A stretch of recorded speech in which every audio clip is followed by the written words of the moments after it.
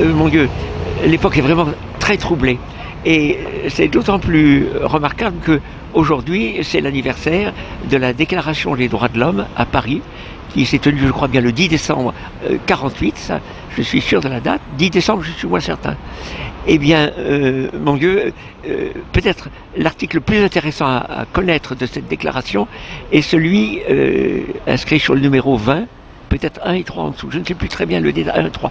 Mais voilà, ce qui est dit, et c'est l'essentiel, la volonté du peuple est le fondement de l'autorité des pouvoirs publics. Eh bien, je dirais, là, tout est dit. C'est dire, ce n'est plus Dieu, ce n'est plus les lois non écrites des Grecs, n'est-ce pas? C'est le peuple qui décide du bien, du mal, du vrai et du faux. Eh bien, tout est là. C'est le fondement même de notre malheur, je dirais. Ces déclarations de droits de l'homme sont la fondation de tout le mensonge qui peut suivre et qu'on peut entendre. Et comme ces fameux droits de l'enfant, mon Dieu, je crois qu'ils ont été signés, je crois, par la Convention européenne. Mais ils ne pouvaient s'appliquer que dans le cadre national, enfin des différentes nations de l'Europe, que dans le cadre de leur législation, comme la nôtre est favorable à l'avortement, plus que favorable, eh bien, mon Dieu, on maintient, alors, on dit oui aux droits de l'enfant, tout en les supprimant, en pouvant les supprimer. C'est-à-dire qu'on dit une chose et son contraire. C'est extraordinaire. Alors, mon Dieu, tout est mensonge. Et on le voit bien quand le grand, comment dit-on, le leitmotiv, je ne sais pas, le leitmotiv du planning, la femme dispose de son corps, mais l'enfant n'est pas son corps. L'enfant est locataire, si je peux dire, pour 9 mois du petit bonhomme ou de la petite bonne femme. Mais ce n'est pas son corps. Si c'était vraiment son corps, la femme n'aurait que des filles, n'est-ce pas, du même sexe, n'est-ce pas? Mais comment se fait-il qu'il y ait des garçons? Vous voyez, je dirais, c'est évidemment un mensonge, mais je dirais tellement grossier. Mais vous avez remarqué que plus le mensonge est grossier, plus il passe. Et c'est curieux, on pourrait croire que plus c'est gros, plus votre liberté, je dirais, vous engagez votre liberté. La liberté, c'est de dire n'importe quoi, finalement. N'est-ce pas? Et surtout de dire les choses les plus grosses, ce sont celles qui passent le mieux. 2 plus 2 égale 5, ou la lune est carrée. Alors là, comme c'est l'arbitraire, n'est-ce pas? Il n'y a pas plus tyrannique que l'arbitraire. On peut dire n'importe quoi. Donc le père est oublié. Dans la conception de l'enfant, le père est oublié. Or, on sait que l'ovule de la femme ne peut survivre que s'il est fécondé par un spermatozoïde. Sinon, il n'y a pas d'œuf.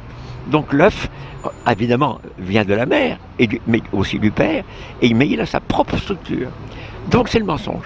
Alors, un autre mensonge, on dira, ce n'est pas un être humain. Alors là, il est intéressant de rappeler des choses anciennes déjà, Tertullien, 280 à peu près, je dirais, après Jésus-Christ, disant des choses excellentes en très peu de termes. On peut les retenir. Si ce n'est pas un être humain, l'enfant conçu, n'est-ce pas? Si ce n'est pas un être humain, que serait-il et quand le serait-il? Alors que serait-il?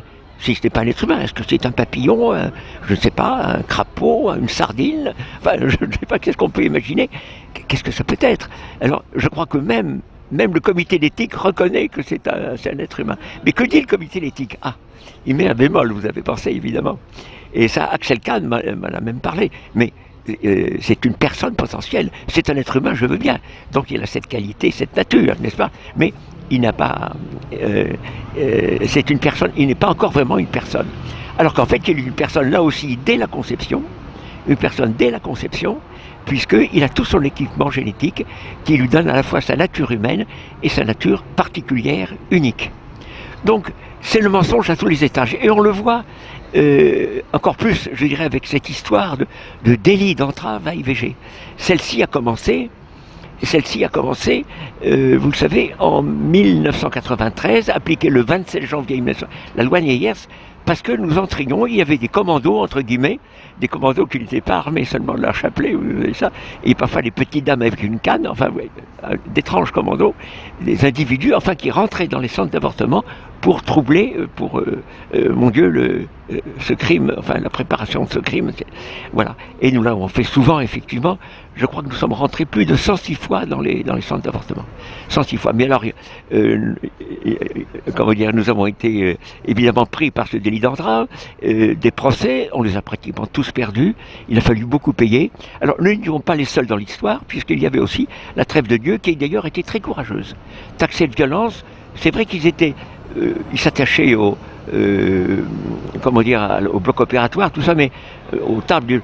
Mais moi, je les trouvais très courageux. Peut-être que je n'aurais pas été jusque-là, mais je les ai trouvés très courageux. Bon. Et ils ont cessé d'étendre ce délit d'entrave à IVG. Alors là, on ne pouvait plus rentrer dans les centres d'avortement, ça coûtait trop cher, il a fallu payer près de 800 000 francs, ça fait 210 000 francs à Rennes, 170 000 à Caen, enfin oui. On ne pouvait pas. Donc on était dans la rue, mais là dans la rue non plus c'était pas simple. Il y avait les gauchistes et puis les gauchistes. Mon Dieu, alors qu'est-ce qu'on entendait des choses effroyables, très intéressantes d'ailleurs.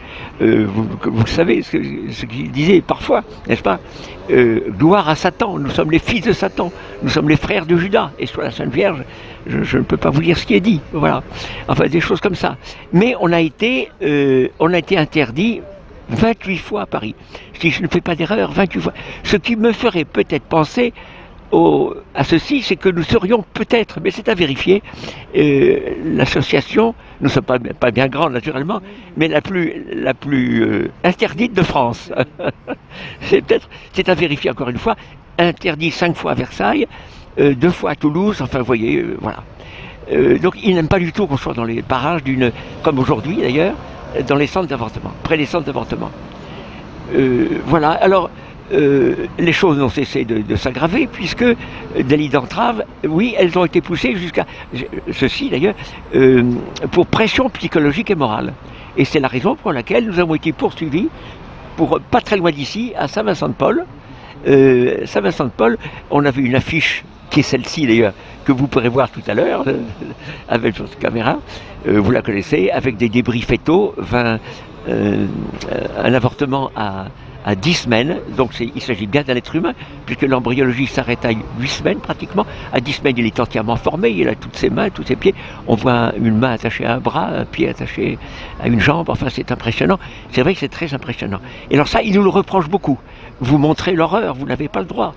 Vous êtes ignoble, j'ai entendu ça un jour, place Saint-Michel, ce que vous faites est ignoble. Je lui dis, mais monsieur, ce n'est pas ce que nous faisons, c'est ce que nous dénonçons naturellement. C'est ça. Et alors, Maître Maviel avait très bien dit d'ailleurs que la sécurité routière aussi employait quelquefois des images fortes pour montrer l'horreur de la chose. Pour la lutte à tabac aussi, il faut montrer la réalité. Ce n'est pas toujours agréable à montrer, mais nous vivons la réalité et non pas le mensonge. Voilà, n'est-ce pas? Voilà, et alors, maintenant, alors ils veulent... ah oui, et les chaussons, mon Dieu.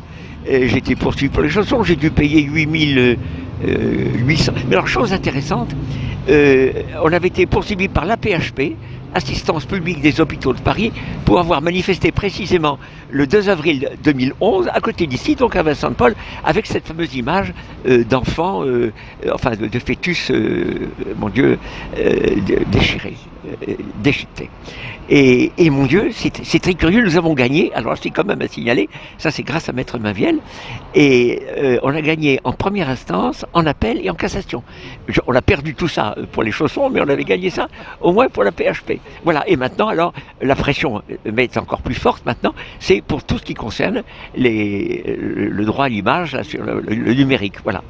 Et donc, ils poursuivent c'est une hantise. Au fond, ce qu'ils veulent verrouiller, c'est le crime. Ils veulent verrouiller le droit au crime fondamental. Du crime fondamental, ils ont fait un droit fondamental.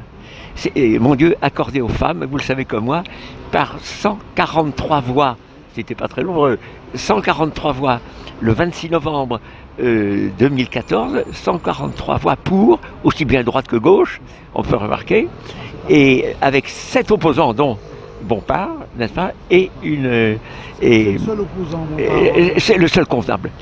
Enfin, le seul véritablement correct. Voilà, et je ne comprends pas comment les autres qui se présentent, même modérés, je dirais, pour eux il n'y a pas de difficulté, on ne revient pas sur un droit acquis, enfin... Le seul homme politique important. Le seul homme politique, je trouve, digne en ce moment, je suis de votre avis, c'est Bompard, oui. Bompard, je trouve... Le seul homme politique qui s'est oui, retiré de la vie publique. voilà. Alors, le parti de la France est bien, mais hélas, et Jean-Marie Le Pen aussi. A dit qu'il était contre l'avortement. Oui, mais il a été courageux. Et sa fille ne répond pas du tout à ce que veut le père. Là, c'est extrêmement triste. Enfin, on ne peut pas rentrer dans ce jeu, là. Voilà. C'est terrible, terrible. C'est terrible. Alors, une dernière chose, d'où vient ce mensonge? Mais ça, au fond, on va répéter des choses que tout le monde sait. Ce mensonge, c'est celui de Genèse 3.5, et c'est assez curieux que Satan se soit adressé à Ève. C'est pas non plus une coïncidence. Hein. Ève, c'est la vie. Mon Dieu, donc cet avortement est tellement proche du péché primordial, et c'est celui donc que veulent nous inculquer, nous inoculer, je ne sais pas, les francs-maçons. Je l'ai entendu donc aussi bien au Grand Orient qu'au droit humain, n'est-ce pas? C'est la transgression. Ce qui est recherché, c'est la transgression, et c'est ce que nous ne cessons de voir, c'est ce qui ne cesse de s'étendre, et ça, c'est insupportable, mais il faut le dénoncer. Je suis un peu audacieux, je vais résumer la révélation en 2 mots. Vous direz, monsieur, c'est trop fort. Si, je crois que je ne vais pas dire de bêtises. 2 mots qui résument la révélation, la vérité et l'amour.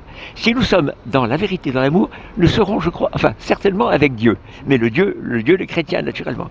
J'ai une chose à ajouter. Pas plus tard qu'hier, j'ai eu un témoignage de ce que l'Église, certaines parties de l'Église de France, redresse la tête. Et un très beau témoignage écrit par, je ne sais pas si c'est le curé, enfin un des prêtres de Saint-Sulpice, disant que ils se sont tus trop longtemps, que maintenant il faut parler.